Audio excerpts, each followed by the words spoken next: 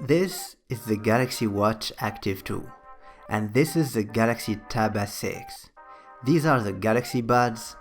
This is the Galaxy Note 9, which I'm still sticking to.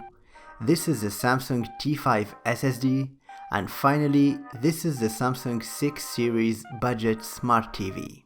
And this is the Samsung ecosystem.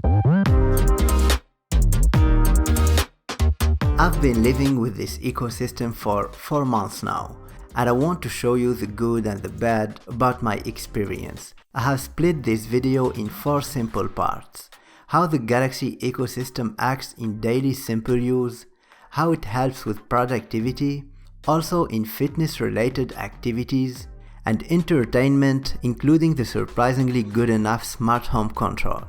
So let's start with simple daily use. First, in the morning, the Galaxy Watch Active 2 wakes me up with gentle vibrations. I quickly take a look at how I slept here, then check my calendar to see what I have for the day.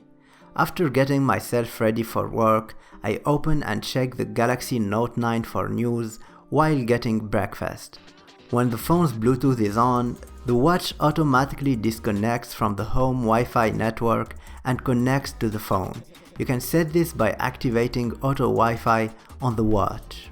Of course, the phone will deliver notifications to the watch, information is instantly delivered in good animations, and you can reply to some of them directly from the watch, either by tapping or dictating by voice. The trick I like to activate on the Galaxy Wearable app is syncing the phone settings to the watch, which means if the phone is on Do Not Disturb, the watch will adopt those same settings. So once I'm ready to get out for work, I grab the Galaxy Buds and they seamlessly connect to the phone. For those wanting better sound from these, check my 5 steps video up in the corner. I like the Buds for the ease of use and the very responsive touch controls. I know the Buds Plus are out, but I'm fine with the first gen for now. When receiving a call, both the watch and the Buds will deliver it. You can choose to pick up either by swiping on the watch or by tapping the Buds and talk through them. When I'm not wearing the Buds, I prefer to talk directly to the watch's microphone. The sound quality is great and I had no issues hearing or being heard. So let's get productive. Once at my desk, I grab the Tab S6 to perform some simple tasks like replying to emails and writing some notes. I think the tablet is the weak point in this ecosystem. It works great with the Buds, but my issue is the synchronization with the phone. Once I turn on the internet, I receive the exact same notifications that I've already got on my phone. I can't find an option to synchronize notifications across devices, so if you know about the solution, please let me know in the comment section. Talking about connectivity, there is a trick I want to share with you. If you don't have a data connection on the Tab S6, you can connect to your Galaxy phone's Wi-Fi hotspot without even turning it on.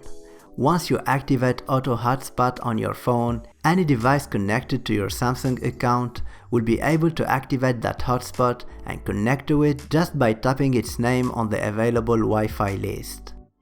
So I can talk productivity without mentioning Dex, which I enjoy using for simple emailing and writing tasks, and occasionally editing videos on Adobe Rush. I like it since my workflow with Dex is the same either using the tablet or the phone. All I need is a display. This is where the 500GB Samsung SSD comes into place. Transferring large files is fastly done via USB-C on the phone or tablet and via USB-A on a laptop. This is the SSD I recommend. Since I've mentioned the laptop, a Windows one can be also part of this ecosystem, simply by installing the Samsung Flow app on Windows and on the phone. This allows me to receive my phone's notifications to the laptop and reply to them here.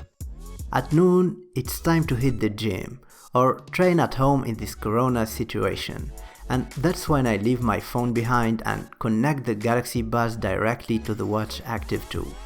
This connection helps deliver training instructions via voice to the Buds, counting reps and sets, telling me to take a rest, and of course listening to music using the Spotify app on the watch. Something I don't like is not having the ability to switch the buds from a device to another with simple touch controls. When I want to switch to the tablet or the watch Bluetooth, I have to manually open the watch Bluetooth settings and connect it. At the end of the day, it's time to go back home and relax. Watch some Netflix shows and YouTube videos, and this is where the TV comes into place. The Samsung Series 6 49-inch Smart TV is my budget pick. It only costs about $600 and it comes with the necessary options and a fairly satisfying image quality. The TV runs Tizen OS, it is reliable and fast to use, not very rich in apps, but I found the ones I need.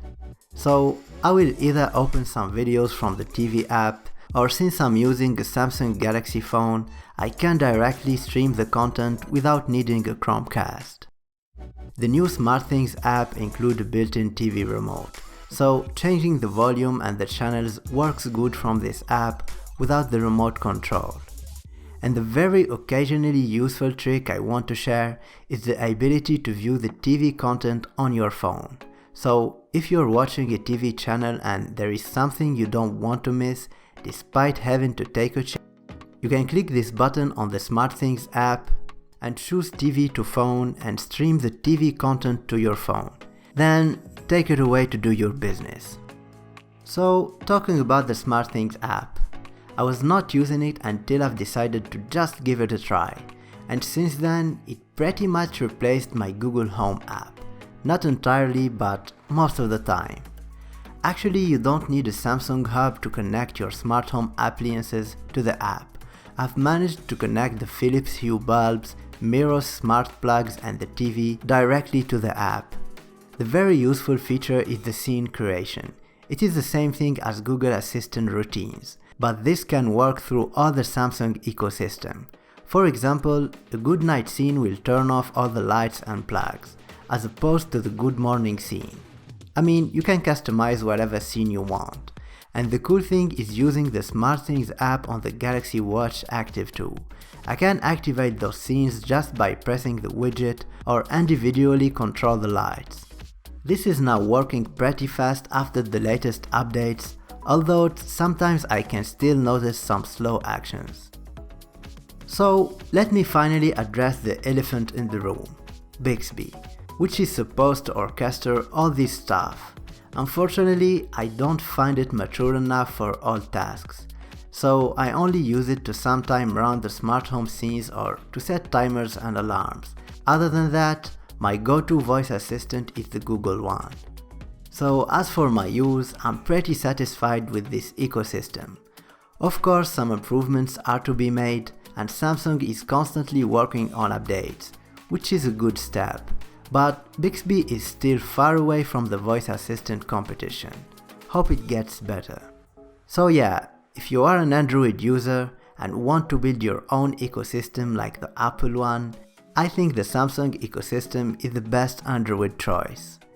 What do you think? Are you already using it or maybe thinking to switch? Tell me in the comments section. Hope you enjoyed this long video. Thanks for watching and catch you guys in the next one.